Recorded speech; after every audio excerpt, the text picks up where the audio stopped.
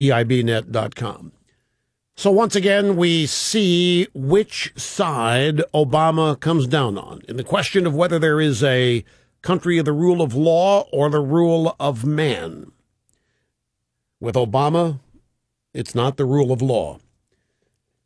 He is implementing law that the Congress defeated, as in the legalization of the amnesty for 800,000 young illegals. Congress defeated that, the DREAM Act. He said, the hell with it. I'm going to make it the law. I'm just going to do it. Obama wants the enforcement of every federal law to hinge upon whether he agrees with it or not. And if he doesn't agree with the federal law, he's not going to enforce it, like the Defense of Marriage Act. It's the law of the land. The regime announced within the past year that they were no longer going to enforce it. It's a dictator's wet dream to do what Obama is doing. If he doesn't agree with the law, voila, it's no longer enforced. It may as well not even exist. That's who he is, folks.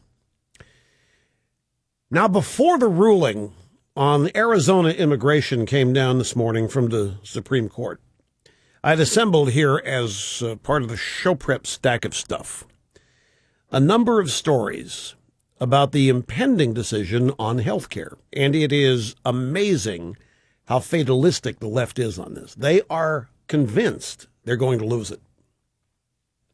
That was before Arizona came down. I suspect we might have different opinionator pieces later this afternoon, tonight, and into tomorrow. But, for example, here at the Politico, a hugely consequential week. It's all about Obama, though. Don't forget. It's all about Obama. The Politico headline, a hugely consequential week.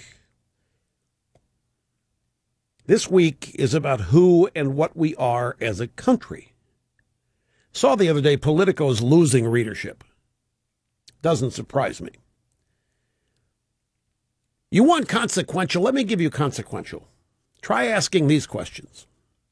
What will the Commerce Clause mean after this week?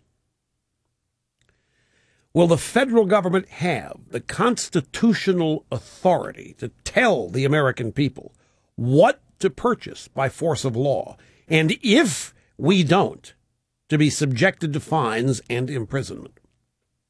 That's pretty consequential to me. If the federal government will be granted that power.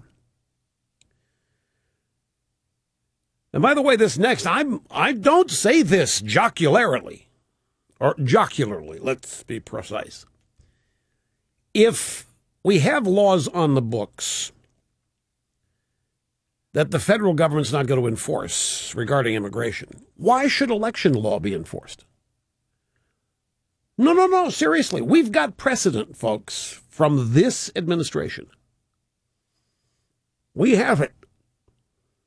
DOMA, immigration law, any number of other instances. What if Obama decides that the 22nd Amendment's no longer relevant, limiting presidents to 2 terms? What if he just decides it's not relevant anymore, that's part of this antiquated Constitution, doesn't take into account the will of the people? Well, I think it's worth throwing out. You might, come on, Rush, there's no way Obama would ever dispense with elections. Yeah, there's no way Obama would ever not enforce immigration law. There's no way Obama would ignore the Constitution and just write a health care law that basically pees all over it. No way Obama wouldn't do any of that. Democrat Party, no, they respect the rule. They wouldn't do anything like that. No, of course they wouldn't. Why should civil rights laws be enforced? Once you start cherry-picking these things, and once the laws you enforce or don't enforce is strictly because whether you like them or not, what if we started obeying laws on that basis or not?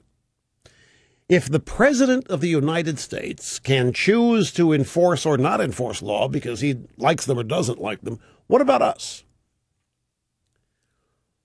What if we disagree with the speeding law? What if we disagree with the driving while drinking law? What if we disagree with the drug laws? Mr. President, I don't like that law. I don't like law that says I can't smoke all the marijuana I want. Screw you. Well, we know what would happen to us. We don't have the ability to choose which laws we obey or not without consequence. He does. The only consequence for him is at the ballot box. It's the only consequence he faces. And that's once every 4 years. Will the federal government have the constitutional authority to tell the American people what to purchase by force of law? Will we have private health care in 5 years if Obamacare is upheld? Who will be the first American negatively affected by a death panel?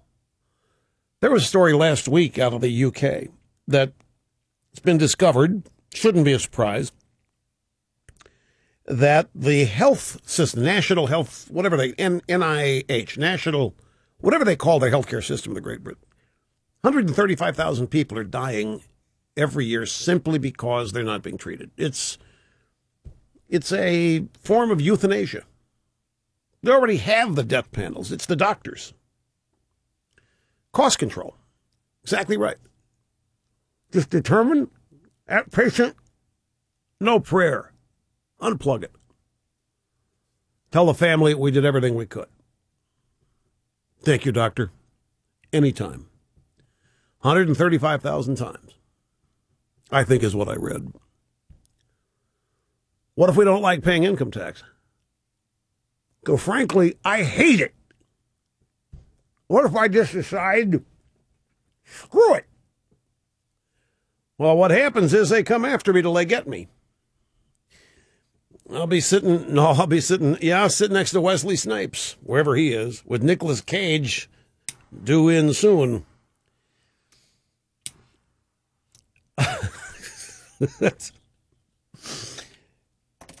Well, it's what's happening. It's what's happening.